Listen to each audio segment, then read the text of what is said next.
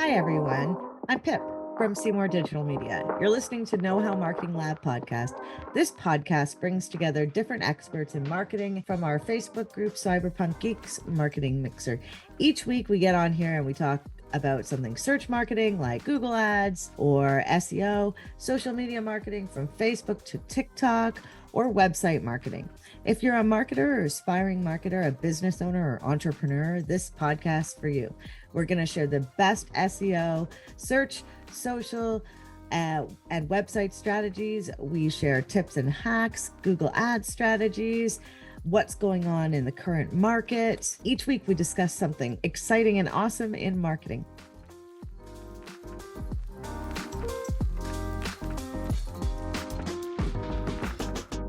This month in the world of marketing. And you know me, I'm Pip. And this is Rena Little from Little Works Indie Media. This is Phelan with Seymour Digital Media. And lastly, we have My name is Greg with Original 72 Creative. And today it's Rena's birthday, as you can see by the flashing birthday cake in the corner. So don't forget to wish her a happy birthday when you get a chance. And yes, we're going to dive right in. And Rena, I guess we're going to start with you today. So we're starting with social news. Right. Tell us what's going on in the marketplace. Okay, so there are a few things that are happening. Basically, Meta's threads are beginning to roll out on the web, so you can actually have web access rather than just a phone app. Of course, this month we all noticed, and those of you that didn't realize in advance, that the news is no longer available on Facebook, and it's created quite a few interesting conversations that I've seen among my friends' lists on Facebook. The New York City bans TikTok on government devices, and there's this whole thing going around saying that they're going to ban TikTok completely, but I don't think so. I think it's just on government devices. But, you know, that's how rumors get started. TweetDeck, interestingly, rebranded itself to X Pro and now requires a subscription. Twitter, now called X, sues researchers who shows a rise in hate speech on the platform after Musk took over. So those are some of the interesting things. And I just went through a half an hour's worth of stuff in 2 seconds. Well, let's dig into this stuff. So I think, well, I don't know what you guys think. The Canadians not getting news. Now, how many of us get our news from social media? Does anybody here?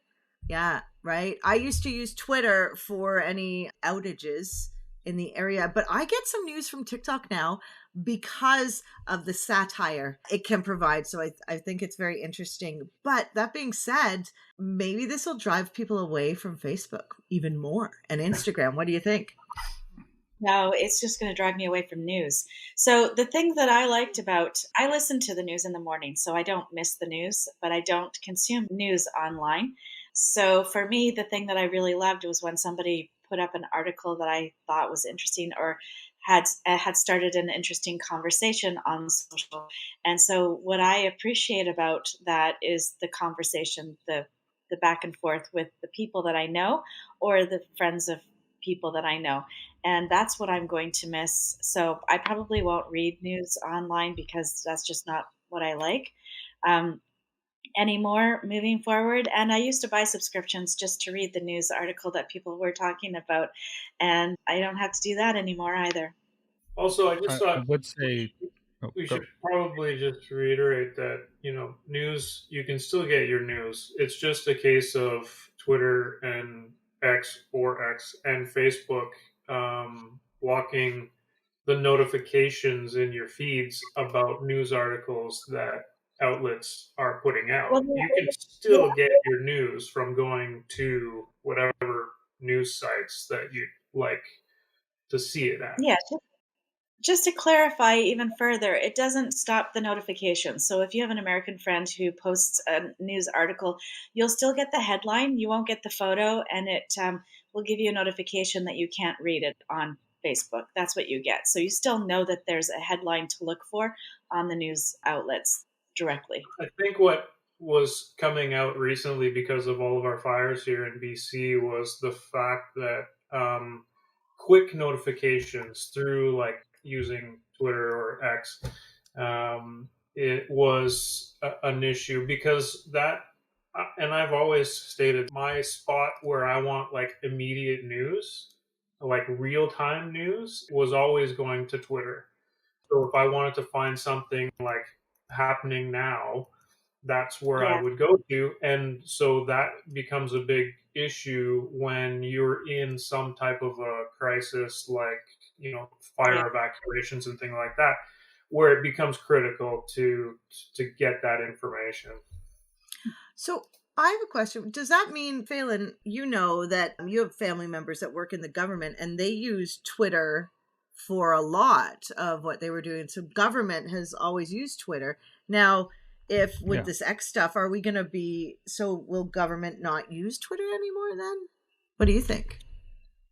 It's definitely going to be, because it is, even for government officials, it's their main mode of getting out like any sort of communication from like specific departments and stuff like that. Like our provincial government, that's how they get most of their posting their information to social media, is through Twitter. And it's been a big concern for them of how they're going to be getting that part out.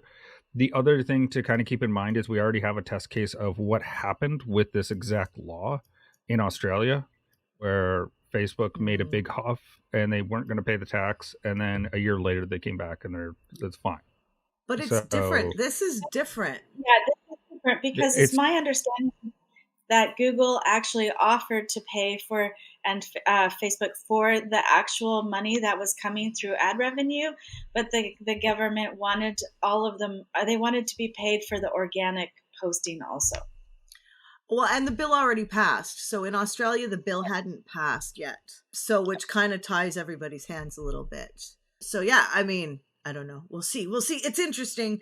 I guess don't get your news from social media if you're Canadian is the outcome, right? Well, what's interesting for me, or how it's played out for me, and we haven't talked about this side of it, is what do we do when we're managing international companies or North American companies that do business in Canada and the United States?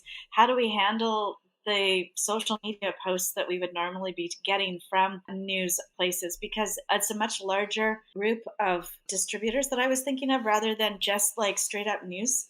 So for example, there are a number of magazines that we use, trade magazines, where we would be sharing articles from that, and they're not showing up in right? So it's not just like CBC or CNN or whatever. It's actually all of these other sort of peripheral industry organized things. Mm-hmm.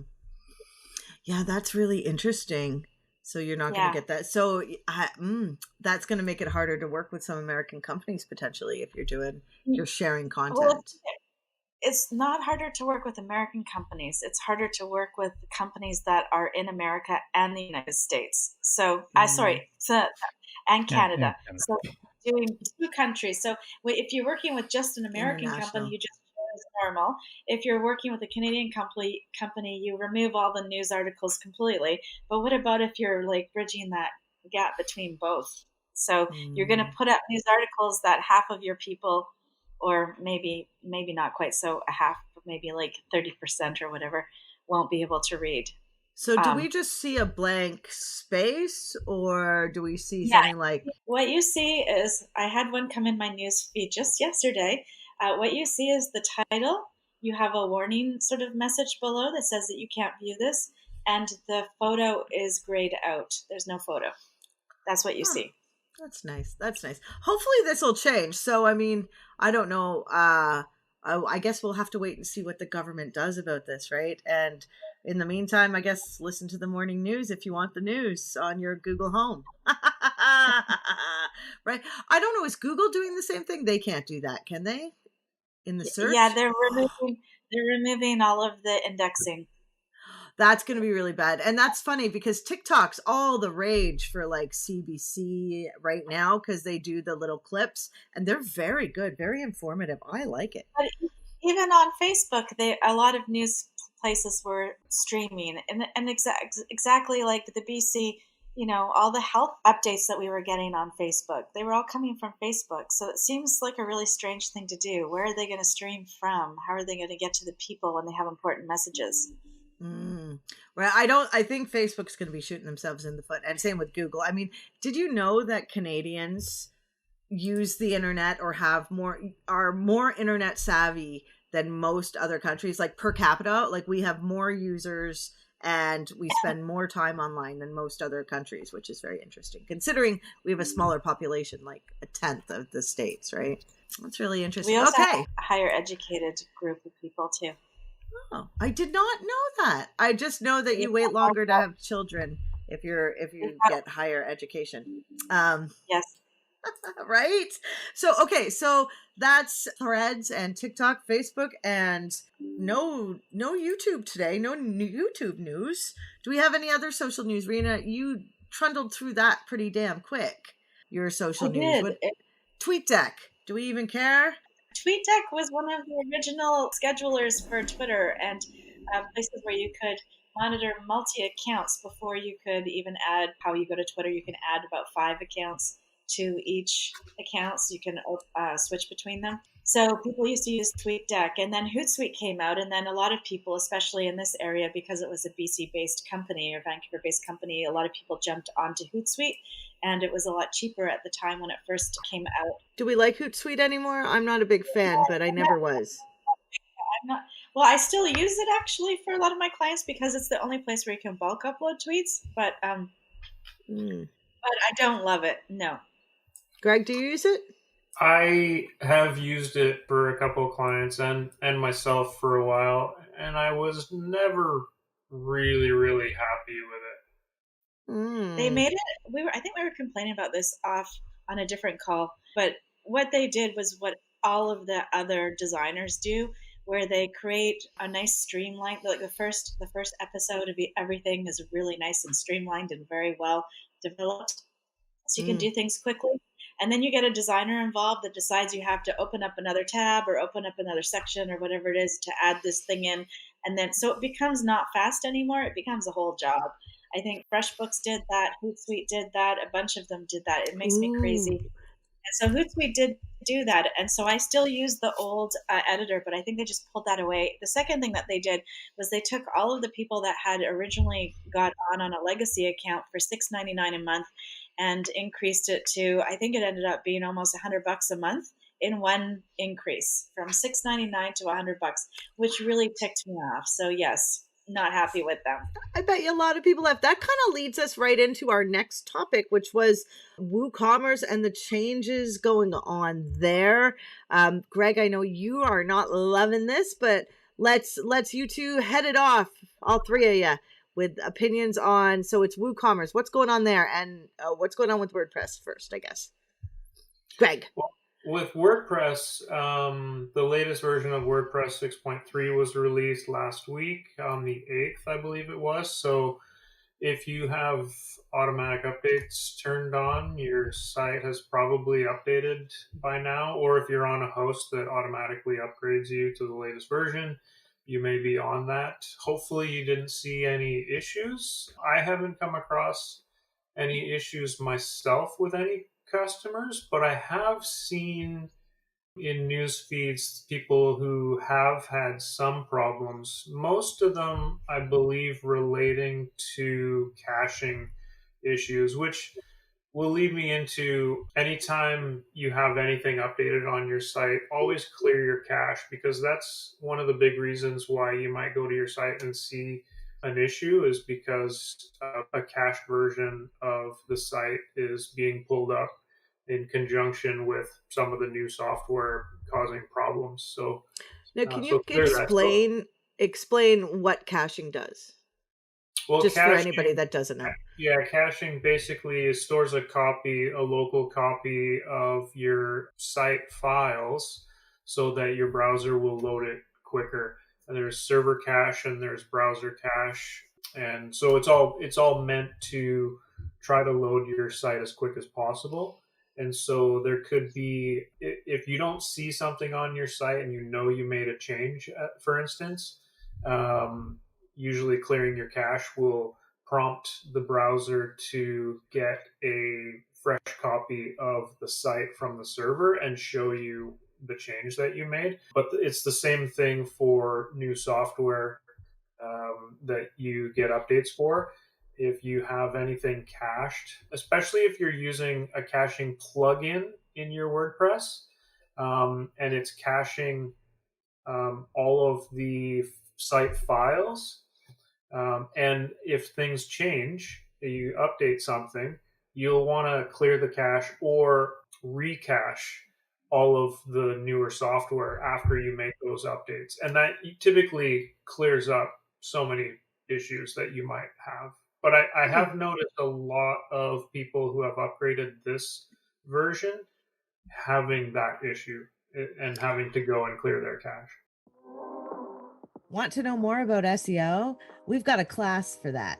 Our mission is to educate students about the right tools, techniques, and strategies to grow their businesses using the most up-to-date search engine marketing optimization techniques and tools.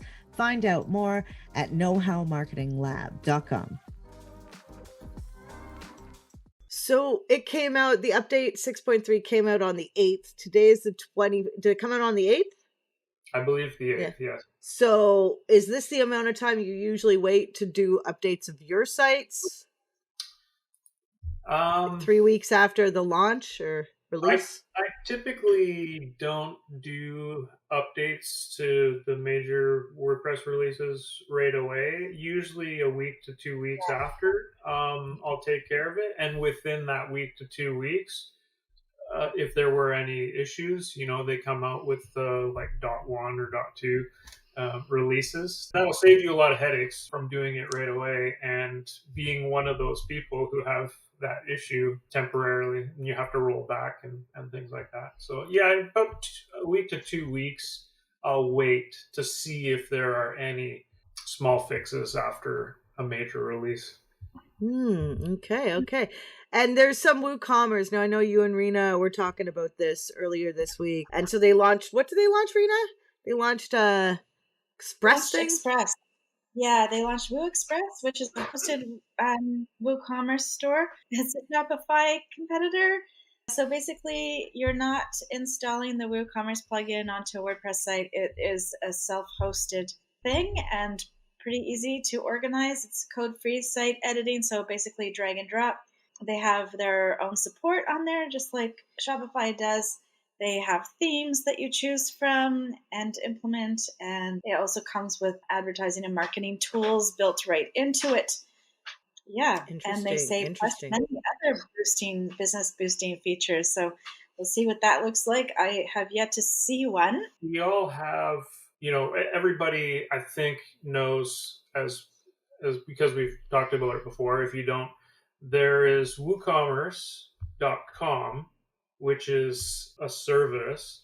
WordPress.com, which is a service. You can sign up and get a WordPress site, and everything's hosted on WordPress.com. Or there's WordPress.org, the free version, self-hosted, that you can take.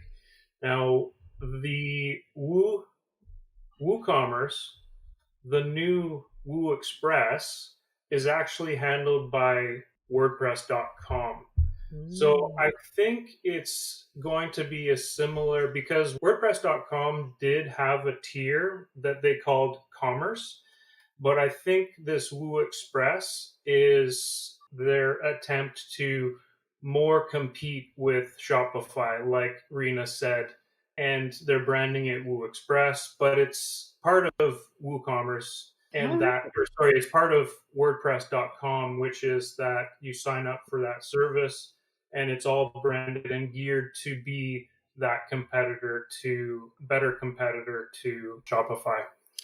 Now, with that, you all said that there was some sort of update with the regular WooCommerce, which has some issues with editing screens and things like that for ease of use. Is that right? I wouldn't say issues. For me, more preference, but I think it is there. It's currently in beta, but it is in WooCommerce now. So if you have the latest, you can go into your settings and go to the advanced tab, I believe it's called, and there is a checkbox to try out the new product editor, and it clearly says it's beta. So maybe try it out on a development site. If you have a development site for your website, maybe not the best time to activate it on your real site yet. I do have some screenshots that I can share showing people the new editor, but like we said in our prep talk, I'm not a big fan of it because it is a tabbed layout. So there's a tab for your general settings where you go through and you'll set that stuff, and then there's a tab for pricing, and you'd have to go to that, and then you fill in your pricing info. So there's four tabs for all of this stuff, whereas the current one maybe old school because the layout and the UI doesn't look amazing. It's very standard WordPress looking, but everything is right there on the page when you go in to edit a product, as opposed to this one being way more spaced out, a lot more white space, and they're gearing it towards, having a step through for people who really don't know exactly what they might be doing, to make it a little bit more clear for the novice user, I'd say. Interesting how they're gearing it towards the end user, like the business owner or somebody on the in the business's team versus like the web dev. Rena, have you used it? Do you like it? No, I don't use it too much. I actually have people who do it for me. So I have uploaded products not that long ago. I just don't think I've done anything with this particular update. It's not that hard once you get your head around it. Just annoying. But yeah, it's just more cumbersome. Phelan, have you looked at it? No, I haven't. I've mostly been doing Shopify stuff and just digging into that part of it. I wanted to say as well, it wasn't in the notes because it got announced after we did our prep, but there is an August core update for Google for SEO. Oh, moving into search, people, moving into search. Yeah, what's going on there? What's going on there? It just got announced, so no one really has a bunch of data on who's going to be affected on it. They just said that Google has officially announced that there is a core update. And is it rolling out or has it happened already? Google announces the rollout, so it'll take weeks to complete. And I'm believing so. Yeah. This is the time where you have to watch what's going on in Search Console, Google Analytics to see if there's a big drop. Sometimes you're on the wrong side of the algo update, right? Did I just sound super cool with my slang there? Just saying. I'm not old. Not old. What does algo mean? Yeah, right. Algorithm. Come on now, Greg. So we had actually a client, Phelan. What was the phrasing the client used in their feedback? Inspo. Inspiration. Right. Yeah, different language now. But I think we're going to be on the wrong side of the update this time around because we have to actually update our site. It is time to make some big changes. I don't know, like marketing's changing so quick with the AI stuff that I think looking at your strategies is really important right now with everything you're doing. Google Ads is updating their interface. So more things, new things. We're seeing different changes, right? The AI stuff in there. Yeah, go on. Well, I think Google Ads also has there's two new campaign types. One is completely brand new, and it is for people who it's called demand generation, and it's meant for mid to lower funnel. And it takes over your discovery ads. And so now they're going to be more intent based, and they're supposed to be around like lead forms, so forms that within YouTube and Gmail, and it's supposed to be gathering people's information right there. And you can it's going to have images, it's going to have video. So the ads, their ads platform has really been doing a big shift over to video content as well. So that's going to be interesting to see how that works out in the long run. So that's going to be a big one. Yeah, it's good for Facebook. So all those Facebook advertisers who got kind of messed with when their cost per conversion doubled, some of the Google or Facebook ads creators moved over to YouTube, didn't they? Because it's a similar type of advertising from what I hear. I don't know. Rena, have you done Facebook or have you done YouTube ads? Yes.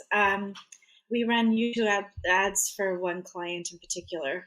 And I can't really speak to that because, again, I have somebody who takes care of that on my team. We're starting to run more and more YouTube ads, right? Because it fits into the mix with the Performance Max advertising, which is the newest auto-generated ads, right? Phelan, tell us about PMax. And Performance Max campaigns are basically, they're kind of becoming the big catch-all for once you've kind of learned search that you're doing Performance Max. The big area that they want to emphasize is like your e-commerce, right? So it's handling your shopping, but it's also handling your YouTube, discovery, Gmail, and display. And marketing, it's also right? supposed to be helping. Marketing? Well, it's supposed to help you with, they call it prospecting and retargeting. So it's not only like it does kind of top of funnel, and then it gets people to click on things, and then it also is supposed to do some retargeting as well. And because you'll have audiences based on like visitors to pages or lookalike to converters, there's you could do different audience signals. It's very automated. It's also taken over for call only campaigns are now only done through Performance Max, and also your local business ads. So you'd have in-store visit ads. That's also been taken over by Performance Max. And there's a couple other types that they've just all display is going to go away as well. And so same for dynamic search ads. Those are all going to become Performance Max campaigns. Interesting how it's changing, right? So it's a good time to really get involved with Google Ads. I have to say, because of the changes. So you can hold on to some of the old stuff, but you move into this new strategies, new ideas, right? Old ways. Things like SKAGs, single keyword ad groups, no longer work really well. Oh, anything about how much we love Elon Musk and how great he's doing at his job running TikTok? That's kind of funny. Running Twitter. I liked the name Twitter, just so you know. Like, he's getting rid of the blocks. He's getting rid of the block feature. That's the one thing that came up. Why is that not on my list? He's getting rid of blocking people, which is going to be terrible for people who are targeted in any kind of way.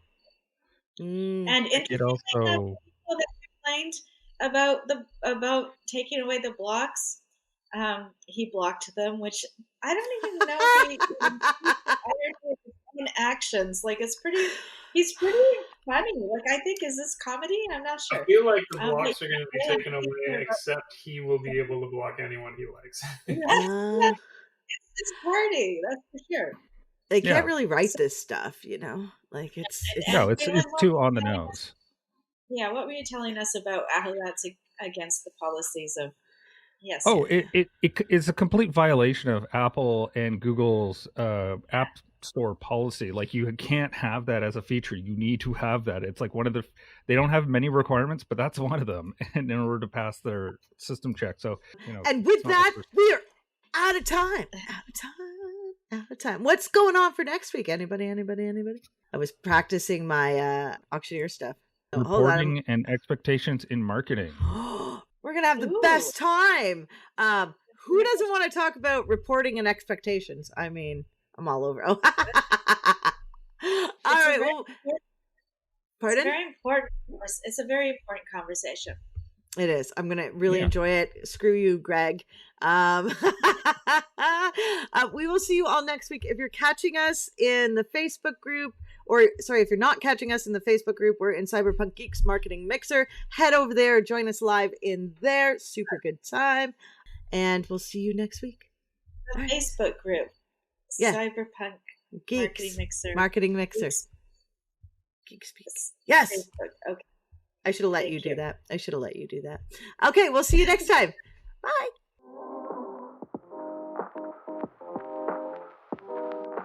The conversation never stops in our Facebook group, Cyberpunk Geeks. Join us at facebook.com/groups/Cyberpunk Geeks to ask your questions, meet new friends, and learn even more about search, social, and websites.